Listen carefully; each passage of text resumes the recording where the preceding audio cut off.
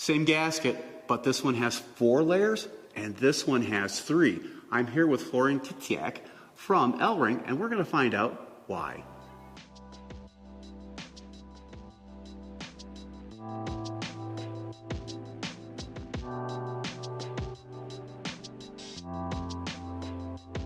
So Florian, this is a multi-layer steel gasket, and these are becoming more and more common on vehicles as compression ratios have increased, and also blocks that are made of aluminum, steel connecting to an aluminum or even steel head or other alloy. What are these gaskets doing with all of these different layers, and is it better for compression or? It's a good question. Before, and this is always like why technology change in engines, it's like everything is driven by emissions regulations.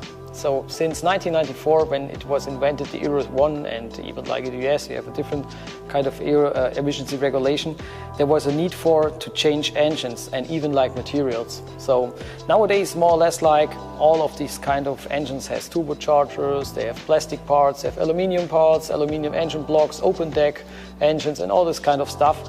The purpose was like reducing fuel consumption and reducing emissions. That's the main purpose. But nowadays with different kind of materials, different kind of pressures, as it was mentioned, there was no more possibility with the old material like composite material, soft metal material, possible to handle this kind of loads and even the pressures inside in an engine.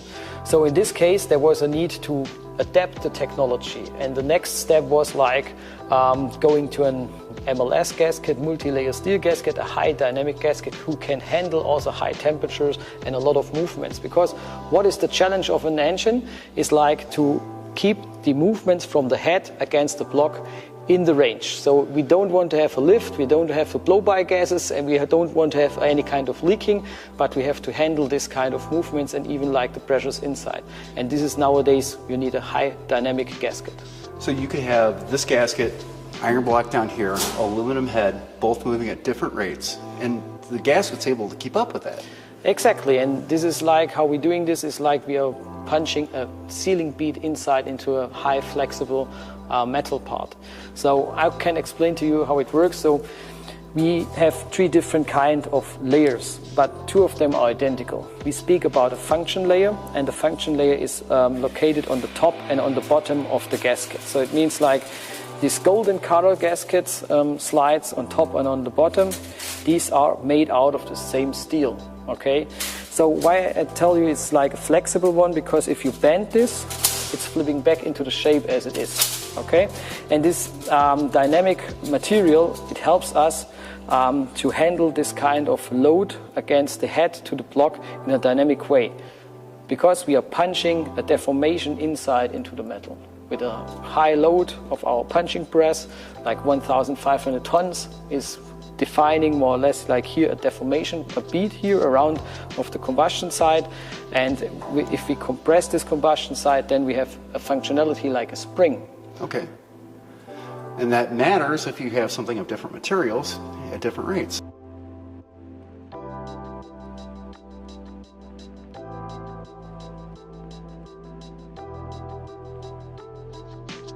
The major difference between the old technology and the new technology, with this technology we seal on a line. That's a line sealing function.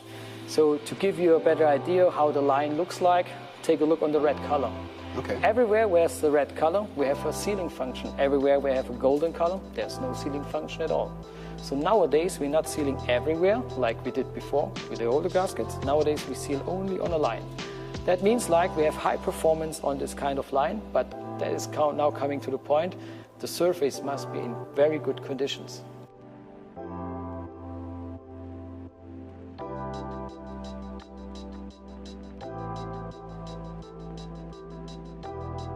So let's break down this gasket. So you have this top layer right here, and then you have the center layer, and then you have another bottom layer. Exactly. So let's focus on the middle layer, because the middle layer is not deciding only the thickness of the gasket. There's also a quite essential function inside. So the quite essential function is, of course, this stopper design. Because this bead here is working, I take my hand, so to demonstrate you this in an easy way, we have this deformation like this here up. And if we have pressure from the head, we are compressing the metal up and down, and we're still keeping the contact to the part. So we don't lose it. We can eliminate the movement. So on the opposite side, we have the same metal. We have the block. And with the block, we can do the same. So if both are working together, they are high dynamic and still keeping the contact to the surface. But of course, we have also to limit it, because if we completely flatten down the two layers, then it will stress the material. And this point we have to avoid. So that is the reason why we have this stopper function in the middle, so that we said, okay, the maximum range is like 80%, and the 20 is for safety. And that's quite a bit of pressure inside a cylinder. I mean, it's having to contain. Exactly. So, but what is also special, the full bead, how we're calling this, is around of the combustion area. Here, outside of the engine, we only have a half bead. A half bead means we're going up here and stay stable. So we have the half pressure possibility, because here we are sealing about liquids, fluids, oil, coolant, all this kind of stuff. So there is not a need for a high pressure impact. This is quite enough to handle this on that side. And then sometimes we have here also this kind of markings. This is also support elements, how we're calling this, because sometimes we realize in an engine there's a weak point, and there we are punching into the function layer also these support elements inside to support the bending of the head, that it's not going in a distortion way to the surface. So this gasket has that right here, and then also... Exactly. These areas, like as you see here and here, these are support elements. Some of the engine needs it, so we are quite good in development of this kind of cylinder head gaskets. So that's the reason we know which are the spots, the weak spots, what we need to support them. Yeah.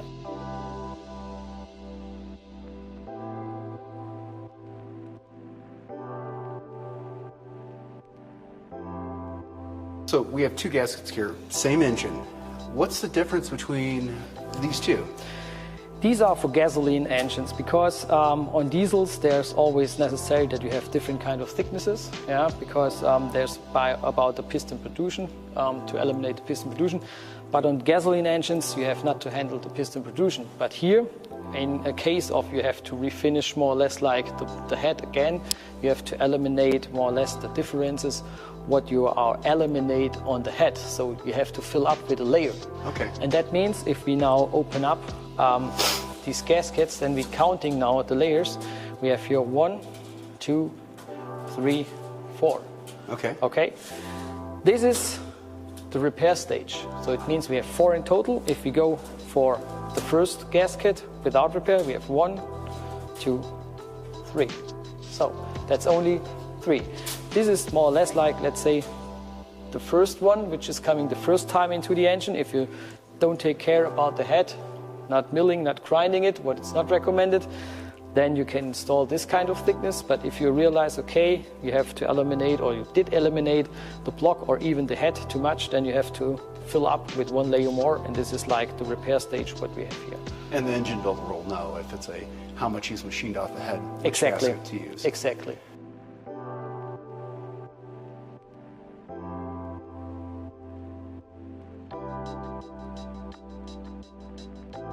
So, any tips for technicians who are installing gaskets and they see this, it comes out of the package, or they take it off the vehicle? What are some things they need to be aware of during the installation process? The most asked question, is it okay to use copper spray? So copper spray is really a no-go. Please don't use any kind of copper spray on our gaskets, on the MLS gaskets. They're coming with a coating, because this red coating is a kind of silicone coating on top to keep more or less like from the first start on all the liquids inside in the engine directly on our sealing line. But for the installation there is no need to add anything else on top of this cylinder head gaskets. Not on the block, not on the head. If there's something recommended or necessary, because sometimes it exists, some engine has a timing cover on front which is equal with the engine block, and then you have there some lines or more or less like connection points. There is recommended to do 1 drop of silicone RTV on the right and even on the left side, but this is written down in the paper. Please do 1 drop here and 1 drop there. Exactly. And the other thing is like, and this is good that you mention it, if you turn our tightening instruction around, we have here written down these 7 steps how to install the gasket in a proper way. By pictograms again, for any technicians to identify what is essential to do. In the beginning, of course, you have to prepare the surface. Everything should be clean. Boreholes should be without any liquids inside, so you should use compressed air to clean them out. And of course, then comes the measurement point. You have to check the parts like the block and even the head for distortion, if there's any kind of distortion. So there's also some tolerances, which is 0.05 millimeters and 0.03 millimeters. But, and now it comes the very important part, if we speak about MLS gaskets, we have a requirement of the surface roughness. Okay. Because keep in mind, nowadays we're sealing only on a line. We have no soft material. We cannot fill up any porosity, any scratches, anything like this with any soft material. This is no more there.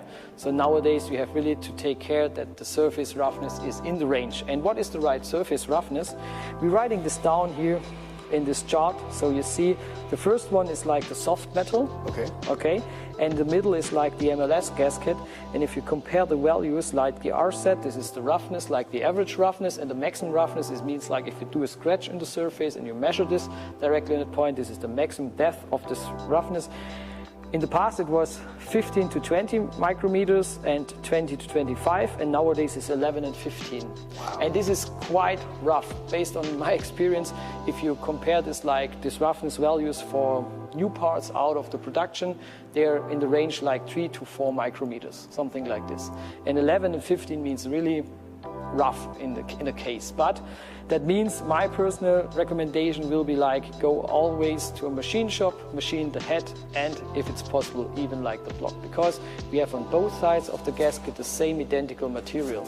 So that means the requirements of the surface must be on both sides identical. And this is something they need to share with their engine builder or their machine shop that they're using. Exactly. So if they ask for, okay, what is the recommended roughness, then we're printing this down here on the paper. But if we're turning the paper around, it's getting more interesting, because we have also the right tightening instruction in which kind of order you have to tighten down the bolts. It's very essential, always use new bolts, because don't reuse the old bolts again.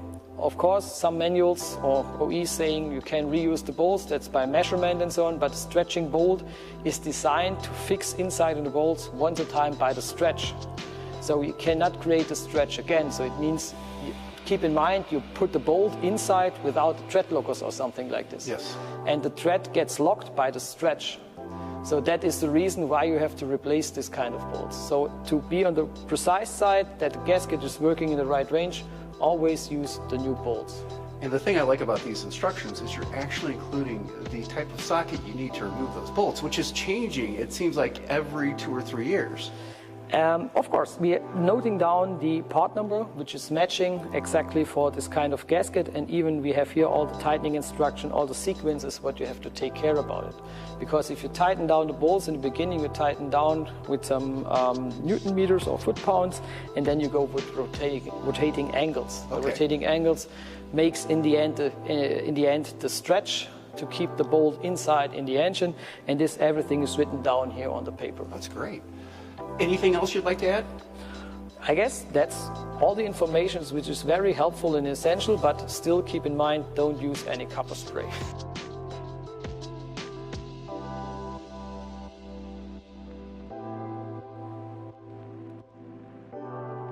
And if you have a chance for a complete kit that would involve the head gasket and other components, where should we look for that in the catalog? It's related to the engine, so it means also you can find this in the catalog by the engine. There we're offering the gasket by themselves, and also we're offering a completely kit. And Elring is known for their exploded diagrams of engines, so you could probably find that gasket in their catalog. Exactly. Thank you, Florian.